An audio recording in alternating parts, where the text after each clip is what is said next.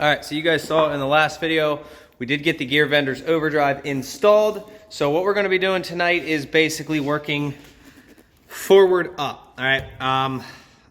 Gear Vendors Overdrived out, we got the whole thing in. So what we're gonna do is we're gonna start working on the G56 side, then the transfer case, and then back to the Gear Vendors Overdrive. So what I mean by that is we are going to be getting installed the, I forget who makes this kit, but we're gonna be installing these fast coolers, and also gonna be installing this guy right here, which then will go to this fan. We're gonna get everything plumbed.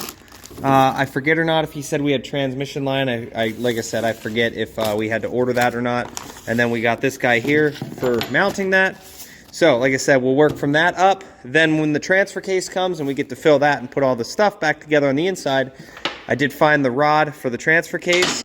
So, we're gonna get that installed for the four-wheel drive and fill the transfer case, make sure we have no leaks. So, the reason I'm also doing this is because we're gonna do the transmission side, make sure that we have no leaks. Then we're gonna do the transfer case side, make sure we have no leaks, because remember, we did put that other housing on. I wanted to let the RTV and everything dry, because if you look, this is what seals it. It's basically just a thin line of RTV around it, so I put a coating of RTV all around it, and it did leak a little bit without fluid in it, so I had to clean everything up and re-gasket, reseal everything. So basically, it's so much easier to fill everything from the front. Okay, we have no leaks in the transmission, which I don't think we'll have any leaks in the transmission regardless, so the trans isn't gonna have to come out. But the transfer case, I wanna make sure that there is no leaks from that. So we'll work transmission, done. Transfer case, no leaks, okay, done. Then we'll work on filling the Gear Vendors Overdrive. If there's any leaks, that thing's like a couple of bolts and it's not hard to take that thing down. Same with the transfer case. If anything leaks with the transfer case, it's just a super simple operation to get that thing out as well. And it's really just gonna be the back housing. So I'm gonna get to work on this. We do have an Edge CTS3 to do in this video and a couple other things.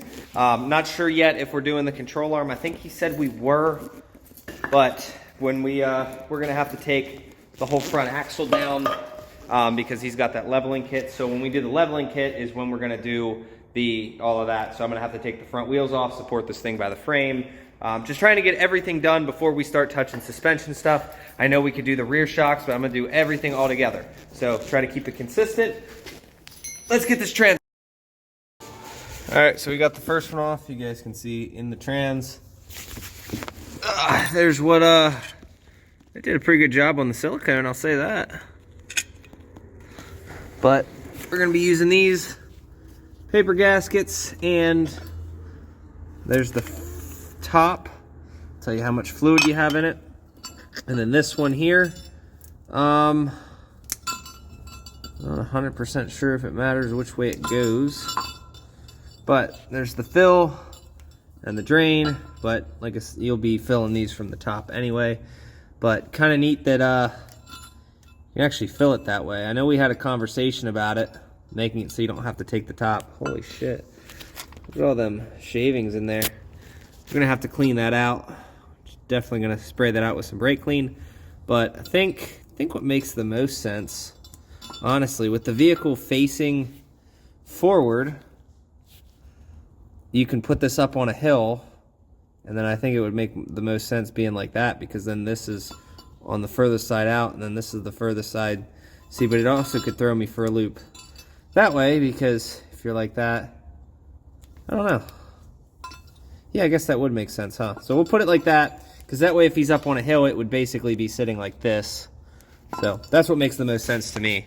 I also have another pair of these over there in the corner, but his comes with a drain and fill, whereas mine doesn't. So to install these things, you kind of have to like sandwich the whole thing. You have to keep the gasket. Gotta avoid that. It's definitely gonna be a pain to fill, but we cannot use it on the other side, and I'm gonna show you guys. Before I make that tight, I'm gonna show you what we're dealing with over here. So you guys can see this piece here. Now, normally, yeah, you know, throw it on the other side, throw it on that, but with the bolts that we have, we can't actually do that. We do not have the correct bolts, so we have to just plop this thing up against. We have the correct bolts in here. At a later date, if for some reason he does want to install the cooler on that side, which actually, you know what, I am genuinely curious as well. because we have the front shaft on this side as well. Oh, it looks like you definitely get a lot more room over here. I haven't connected the front shaft yet. I gotta get the bolts for that. But the way that we're gonna do it, basically just pull that one off, and we're just gonna put the main cover on here, which it's gonna be more than enough regardless, because this is gonna be going to a cooler somewhere under the truck. I need to know how much line I need to install it, so I gotta put this whole thing on and install it first. There's a little thermostat on there for the fan, but that's how we're gonna do that. So this will just go on its own side with the proper 6 bolts, and no fast cooler on that side. That's why we're putting the fill on this side. I know it sucks, and we'll have a leftover gasket, so I'm gonna leave that over there as well. And the kit, that piece initially also came with these steel ones. Not sure how I feel about those, so I'm just gonna use the actual gasket that it came with. So let me get this side tight, and I did tighten up this guy. I did not tighten the fill on here because I don't know if we're gonna fill it using that. I was curious to see how it would work, but to get this whole cover on, you have to make sure the top 3 bolts are in, because they're not gonna clear the exhaust. So have fun with that when you go to do these. All right, so we got the other side on. We got the secondary drain right here, and then we got another fill right here. So what we're gonna do is we got the in and the out. So the out is gonna go, well, actually, let me just show you where it's gonna go. We have the fan, we have the mounting bracket for the pump, we have the pump, and then we have this guy right here. Technically fuel filter or oil filter, but it is fine. So this will go between all of this. So this whole system goes together. So pretty much it's gonna come into the pump, out of the pump, into the filter, out of the filter, into the fan, out of the fan, and back. So I did not realize I am gonna have to make a bracket for this as well. All right, it's been a little bit later. We got the bolts and everything in. Unfortunately, self-tappers are actually the only thing that are small enough for this. And there you go. So here's the problem we're running into, all right? This is gonna be a ton, not a ton, but like at least hour to 2 hours of fabrication work to mount all this stuff. So what I'm finding, I'm going through their instructions here, because every time you get one of these pumps, you want to read their instructions and figure out how you want to do it. So they are saying that they want this pump to be at the very end of the system. So they want these two before the pump, rather than you'd think that this would go first, but it does make sense. So the filter's going to go first, then it's going to go through the cooler, and then it's going to go through here. And then we're just going to go to the next step. We're not going to fill the trans tonight, but I do want to get the drive shaft on, the transfer case filled up, make sure there is no leaks, and there should be no leaks here. It did say no silicone or whatnot. And then if we can verify that this has no leaks, then we are on to the next step of getting that bad boy wired up and getting the front drive shaft as well as the shift lever. All right, so I want to take a minute here. I'm currently working on wiring up the Gear Vendors Overdrive. You guys see that my wire loom's out. You guys know I don't like rigatry, right? Wiring. You guys see my truck. You guys see the way that I wire things. Like, I get it. This is okay, but anything that I install, I will not do it this way. I don't care. I know it works. I know it takes a little bit more time to do it my way, but I try to go above and beyond on some things, and I get it, you know, there's guys that have better quality than me, and I'm perfectly fine with that. So what I did was I have the sensor here, and then the plug here. I have it wrapped around, and then I taped, but I did use a, what do you call that, right there? So this holds this in place. So this is permanent. I don't have big enough loom for that, but that's fine. And then I have loom the whole way. I made a harness. It goes through. I split this open. It goes through an unused port on the factory piece, goes the whole way down. Again, uses an unused port on the factory piece. Looks like a fucking harness. And then goes up. And now I gotta route it.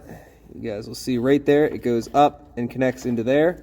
And then we just gotta route the end of the connector into the firewall. So I know I'm not 100% yet, and I know a lot of guys still, there's people that do better work than I. That's perfectly fine. But try to go above and beyond and make things look as factory as possible. And I do get it, you guys can use whatever looms you want. I've gotten some suggestions in the comments. I just use what I like. Like, this is a factory loom right here. I just like this stuff. I get it falls apart over time. I completely understand that. But you also got to realize that this truck is a 2006, so it's like, what are we, 17, 18 years old at this point for it to do this. So realistically, if this stuff lasts 15 years, I mean, it's good stuff in my opinion. I just need to find the hole. What we're gonna do is we got the piece over here, we got all the directions, so we have everything plugged in. We have a ground, we have a 12 volt, I'm not sure, 12 volt keyed source on fuse panel, off during crank. So we will find a spot for this. And I don't like what Gear Vendors uses. I do not like these butt connectors. I hate them. Like, if you're gonna put something on the outside, I honestly think that these are dumb as shit, and for what they charge you for this, like the quality is just not there for these outside connectors. I'm gonna show you what I use. I get it. People are gonna say hearsay in the comments, oh, this is better, this is better. I don't care what butt connectors you use, but if you're gonna put stuff on the outside, use a heat shrunk butt connector. I don't care what brand you guys use. Brand wise, perfectly fine. You guys can fight over that all you want in the comments, but at least use that. Like, I'm down here, and unfortunately, for a unit that costs as much as it does, those are your connectors. And if this truck decides to see salt, I can see those being a problem in the future. Just my 2 cents. I don't know. I'm gonna keep getting back here to work. I'm gonna try to get at least everything wired up tonight. Unfortunately, gonna have to talk to him in the morning. So probably what I'm just gonna do is get the Gear Vendors done. But I'm gonna talk to him in the morning and see what he wants to do about this transmission stuff, because I was gonna wait until we got the transmission lines in, and I don't know why in the beginning of the video I said I was gonna fill the trans. I'm not gonna fill the trans because I can't fill the trans because I don't have the parts. So I gotta get the fittings for the pump, and I gotta get the hose. So it kind of sucks. These are supposed to use AN fittings according to the directions, and then this is a push-on style fitting. So we're using basically 2 different types of fittings, but I mean, it is what it is, it's fine. Just need to make sure we get the right stuff. We're gonna be using push lock down on the pumps there, and then a regular hose clamp on the fuel lines themselves, and then up to the pump. So I'm gonna get to continue. Oh, I'll show you guys in the firewall here. You'll see what I mean. So we're gonna be cleaning a lot of this up as well, so you guys can see. This is part of my job. We're gonna be putting like a switch panel and some other stuff here. So that stuff, anything that I touch is getting loomed. Like, even like stuff like this, if I were to do this, I would loom it and make it look like an actual harness. So we got down here, it's not too hateful down here. We only really got 1 aftermarket wire. Well, 2 here. These are fine. I'm okay with the big wires not being loomed, but I like to loom the small stuff. So I'm gonna find my hole and try to make the entry in there. And then we need to find a way to mount this thing. Preferably mount it out the way. So the cool thing with these guys is they do actually give you a green light, red light type deal for, it's for the dash, but you guys can see the instructions there. And I'm not sure 100%. I think we are using the blue, so I might have to run this down there. 4x4 lockout. All right, so I got with the customer today, and I keep forgetting that this truck's a manual. Unfortunately, I am seeing that there's a fan right in there. So what we're gonna end up doing is putting the cooler in the front where that fan's at. I'm gonna have to move that fan over. So I'm gonna get the radiator, the intercooler unbolted, and then we're gonna unbolt this cross member piece here for the hood, and basically lift that up and just put the hood in, put the piece in there, which makes a lot more sense than kind of where I was gonna do it. I've worked on way too many automatics and done too many automatics that there's no room up there, but it makes it pretty simple. Apparently this was supposed to come with a mount, and it did not. And this did not come with fittings. So I gotta figure out what fittings. This should tell me on here. And then we'll probably just get like, considering these are just push-on style, we'll probably just go with power-driven diesel on the transmission hoses. I'm pretty sure they have a universal kit. I just need a certain length and some hose clamps and whatnot, because that's the way that this is gonna go. It's not like an automatic transmission where it's like super high pressure, but those do work very well, so we're gonna use them. So I'm gonna start doing that, and we are gonna use the four-wheel drive hookup just in case, because if the gear vendor's overdrive was before the transfer case, you can use four-wheel drive while you're using it. But since the gear vendor's overdrive is after the transfer case, if you switch into overdrive and split your gears, basically that makes the rear end ratio different than the front end ratio. So if you use four-wheel drive, you're gonna fuck shit up. You're gonna destroy the transfer case. But you are completely, I did get the comment about the front drive shaft removal. You do not need to take the front drive shaft out. You can still run four-wheel drive with two different ratios in the back. If you wanted to run 40-inch tires in the back, and 31-inch tires in the front, or 410s in the back and 373s in the front, you can do that. You just cannot use four-wheel drive, or you will completely grenade the system. Unless you're on like absolutely wet, slick surfaces, they're gonna spin at different speeds. But as long as you keep it in two-wheel drive, you're perfectly fine. So just to kind of get that out of the way. All right, it was a little bit extra work. I didn't realize we were using the four-wheel drive lockout at first. So I went back, took the entire harness back out. I didn't take it apart, but you can see it sitting over there. And we do have the four-wheel drive right there. And she's chilling right up there. Unfortunately, that's gear vendors. That's their way of doing it, but it does run in right around here. Let me move that up a little bit so it's secure.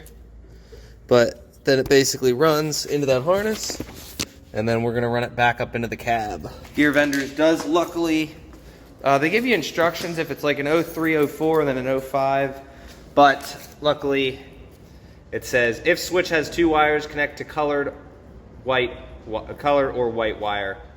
So, all right, so everything's in. We do have these that we need to put in, and then the positive here. And don't worry, we are going to be cleaning up a lot of this. This positive, I got to figure out where we want to do it, but looks like it comes in. And yeah, that'll be a fun one there. We're going to be messing with some wires. You can see we got a switch panel over here I got to figure out. But yeah, let me, oh, I see why he didn't get that out of there. All right. So what we're gonna do, once we get those trans lines in, pretty much right now, I'm gonna go through and make a parts list, order coolant, gear vendor's fluid, transmission line, and still gonna make that bracket. Been slacking on that. The list is dwindling down. Probably gonna go tomorrow and get the drive shaft measurements. I was gonna see, it's pouring down rain right now, but I'm gonna go and see if I have another yoke piece for the drive shaft. Just gonna go see if we have another one of these, because if I do, I can just send that with him, and then that makes it easier on the drive shaft. I'm not sure what the stipulations are. I haven't gotten a drive shaft made for him yet. I'm gonna price quote first, and then we shall go from there. Make sure that they're the same U-joints. All right, so for video purposes, I'm gonna stop it here just to add this in, but I'm gonna do 61 inches from center to center, and what that means is from the center of this U-joint to the center of the other one, I pretty much measured from flange to the center, and then I subtracted the distance from the flange to the center of this one to get a 61 3/4 rough estimate, and then I took another 3/4 inch off of that, which will bring the yoke out a little bit more. When I did the measurement, it was like there was about 1 inch, so we're gonna have like 1 3/4 inches, something like that, out, which should be perfectly fine, and makes it not too long, not too short. So basically, this distance here will be like 1 3/4 inches, something like that. So there'll be plenty of that engagement in there, and that's what we're gonna go with. So I'm gonna go tomorrow to Home Depot and or Lowe's, whatever. And I was looking online at how people were mounting these just for shits and giggles, and they actually are hard mounting these together, which saves him money in mounts and saves me time and makes it a lot more reliable in my opinion. So we're gonna do a barb fitting out, we're gonna do a barb fitting out, and plop them just like that together. Get rid of these fittings, I'll send them back with him, and that makes my life a lot easier. So then we just need to find a place to mount this guy. I'm gonna cut those screws, the rest of them. I got the other 2 cut. I gotta do, yeah, I gotta cut all 3 of these down because then we can clear these. So we'll figure that out, but that's what we're gonna do tomorrow. All right, trying to document as much of this as possible. So I feel like I've figured out a place for the fan. We're gonna go get 24 feet of transmission line tomorrow, gallon of coolant, 12 feet of fuel line. We're gonna grab the fittings to go between here. I got this so I know what size the fuel line's gonna be. And I think what we're gonna end up doing is scrapping the idea of putting the cooler up here. And we're actually gonna put it down here. Probably somewhere in this area right here is where we're gonna put it.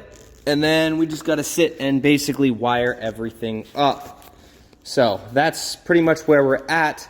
I want to get this whole thing together, get the inside wired, get the inside all plumbed. We do need to get the fluid for that, so I'm gonna put that on my list of things to do. I wanna be able to drive this thing around first, and then we're gonna do, once we know everything runs, drives, and is good, because I know the suspension was good before, then we're gonna go through and do all the shocks, the leveling kit, we got a front stabilizer, and then one of the control arms. Now, I am gonna mark this. He did say he hit something at one point, so he replaced the control arm that got hit, but this one's still a little bent, so we're replacing this one specifically.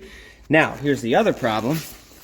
I'm gonna get under here, and the new one looks like it has taken a hit as well. So I'm gonna let him know about that. And if that's the case, that's gonna suck, because if I replace this bottom one, I mean, it looks like it probably was aligned anyway. So, I mean, it's gonna need to be taken for an alignment regardless of what I do.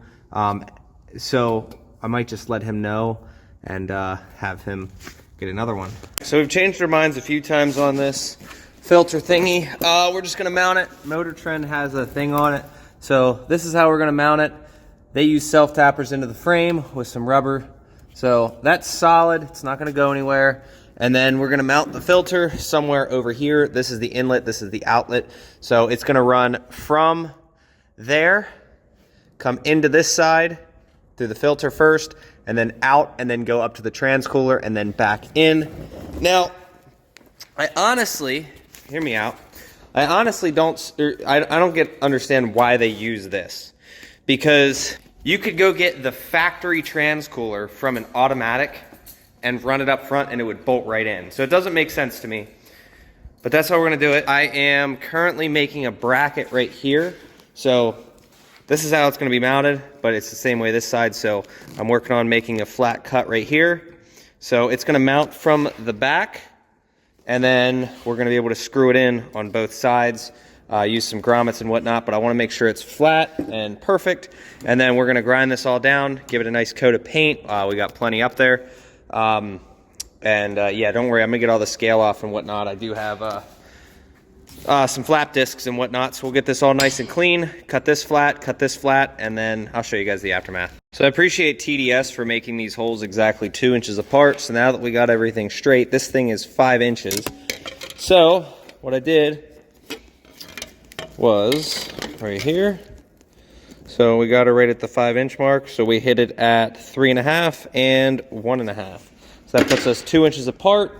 We can line these holes Bam, they're perfect. So now we're gonna find the center on this guy here and drill the holes out, and then that will mount this guy, however we decide to do it. And then we gotta drill the holes for the mount locations for this to go to the frame. All right, I would have filmed some of it. So what we're gonna do is these guys here make the perfect spacer and they kind of hug. And then we have these guys here. So we got this thing all painted up and then created. It's all tight. I'm gonna get it installed. Like I was saying, with the pump, it flows this way. So the trans is gonna come in, come back around to the in, out. We were gonna hard mount these. We're not gonna now. He was able to find me the fittings that go to these. So we're gonna find ones that are barbed. And that's kind of how we're gonna do this. Motor Trend, they decided to mount it on the outside of the frame, which makes a lot of sense. So let's go install this thing. All right, here's where we're at. You can see the pump mounted. Just gotta wire it in, which we're gonna go up over the frame, and then we got this one right here. Nice and solid. She ain't going anywhere. You can change the filter. We got our fittings in. Like I said, we're gonna have a, I'll actually show you. So these fittings from the fuel pump, or the fuel filters, fit. So we're gonna get these with like kind of like a 45 on them and then connect them to like that. We're not using that. And then we gotta mount this. So that'll be the fun part. I gotta fabricate something for that. This fabrication shit takes time. You guys wouldn't realize it. Like just to make and paint and do something like just that little piece there to make sure everything's perfect, the holes line up and this and that. I mean, you're talking half hour to 45 minutes just to make that bracket, then to install it. We're about into it about an hour between mounting these two. So just realize that shit takes time. Like I could have just slapped something together, but it's like, I feel like that's nice. It's screwed in, you know, it's perfect. It's not gonna go anywhere. It's safe, it's protected, it's solid. All right, so we got a CTS3. I keep calling it a CTS2. I'm so used to saying CTS2, it is a CTS3. But this one, we're doing an edge juice with attitude. So he has the extension harness, which then goes to the juice with attitude. And then we also have this guy here. And I've actually never installed one of these before. But basically, here's the EGT probe, and this goes to the juice with attitude. So right there. And then like this, and I know where all these are, like the injector harnesses and whatnot. They kind of like intervene between the injector harness, intervene between the map and MAF sensor and all that stuff. So we're gonna get all that installed. And then here is the box itself.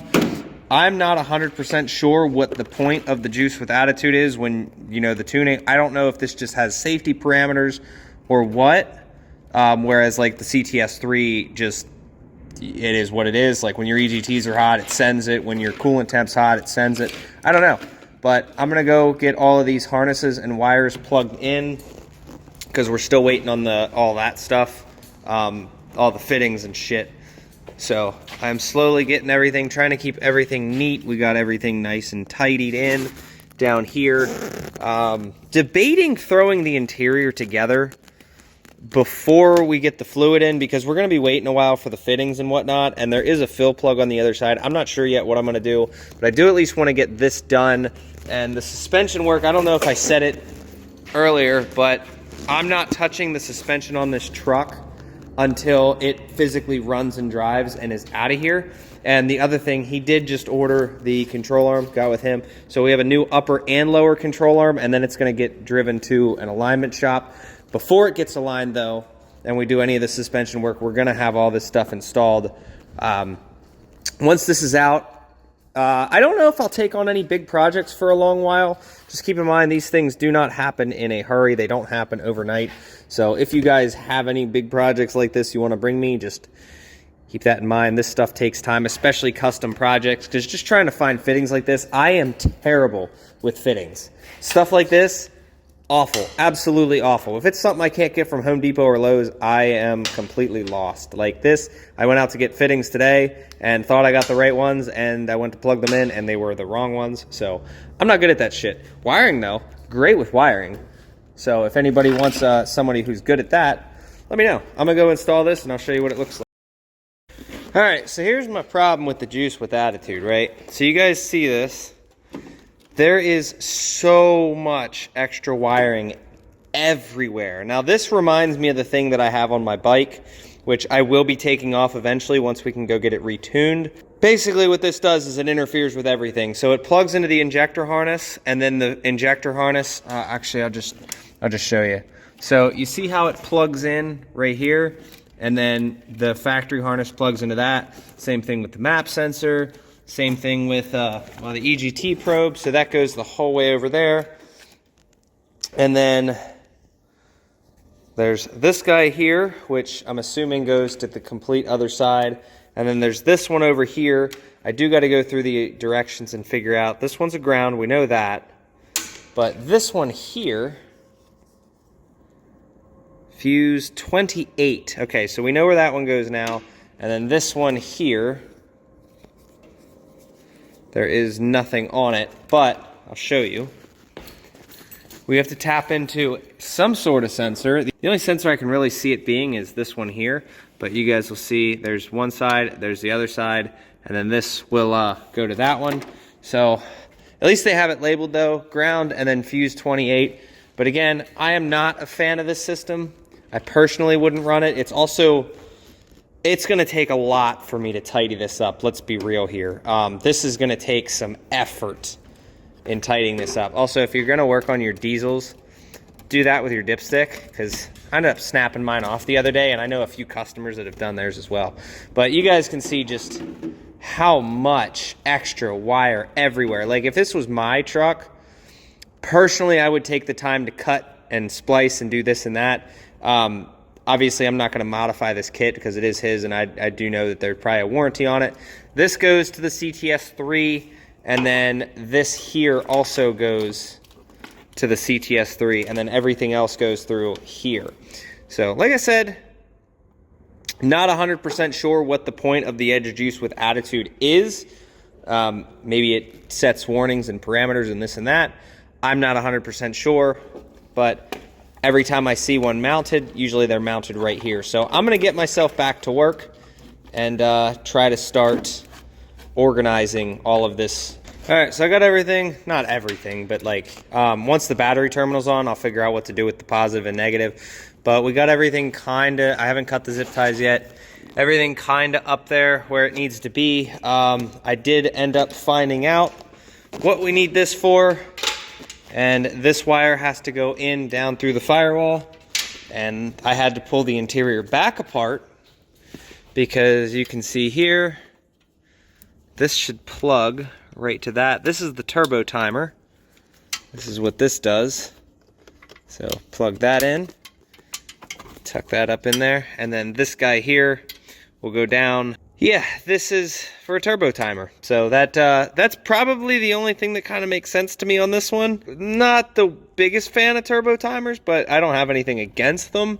Between the turbo timers and like auto start, you know, the keyless start from like in your house and shit, I love that. But this is the switch. I don't know if I documented that. Just a little switch that goes on the shifter. And then this guy here, so we'll do that at the very end before we throw everything together. But we're getting dangerously close. All right, she's all done. We got her nice under there. Like I said, we're not cutting anything yet, but that's all solid. These two wires that come down, I just got to make sure that I remember what those are for, because I didn't earlier and I was like, what the hell? And then that's right. So that's where we're at. I think right now, before we kill it for the night, I'm going to go ahead and try to start making that bracket because I'm kind of in a mood to fabricate. So I think what I'm going to do, and I'm going to have to break the stick welder out for it, but I'm going to take this big piece of iron right here, and we're going to make a bracket out of this. This is a thick, heavy piece of steel, and I'm gonna get it nice and square. I'm just gonna make a giant L bracket. So I need to take some measurements. I think I'm gonna try to utilize all 3 holes if possible, just because they're there. So I'm gonna have to measure this whole thing out and measure this out as well. So, and then we also want to clearance and avoid that. So check, ooh, slipping on the tire. Check that out.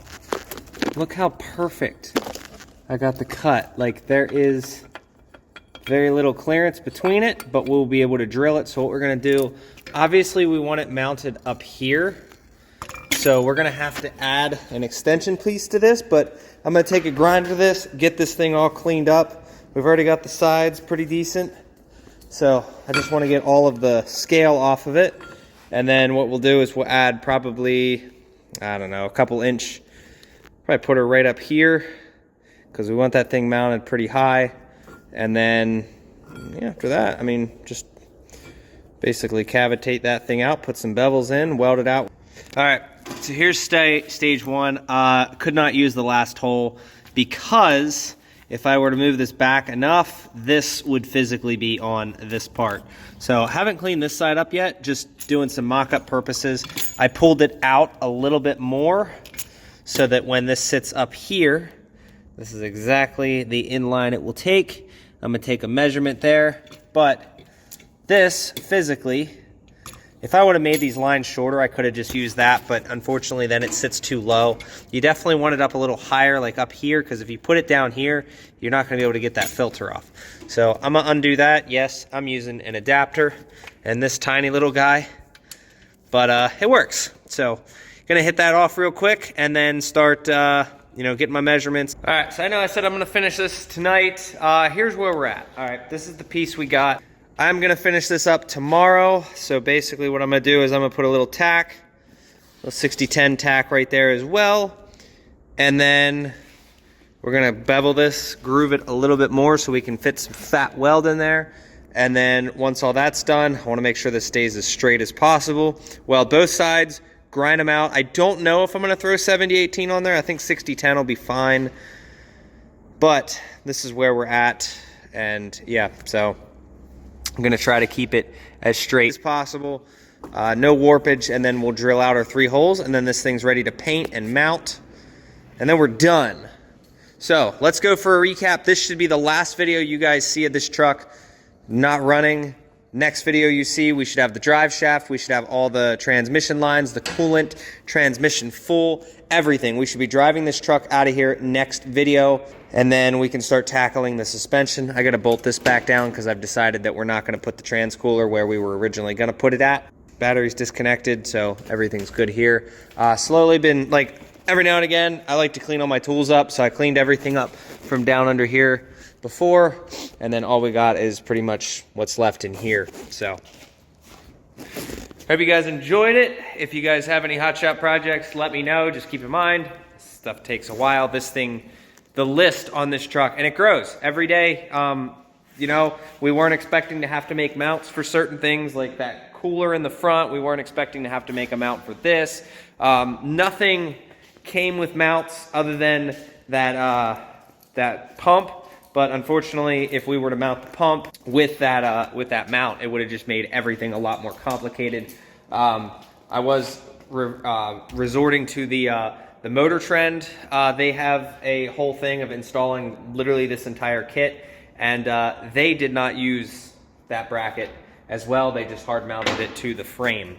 So basically what we did, the filter, we have 2 of those big washer nuts behind there to kind of like keep that. But the pump itself has to have a thing there, otherwise it vibrates like hell. So gonna call it here. Enjoy.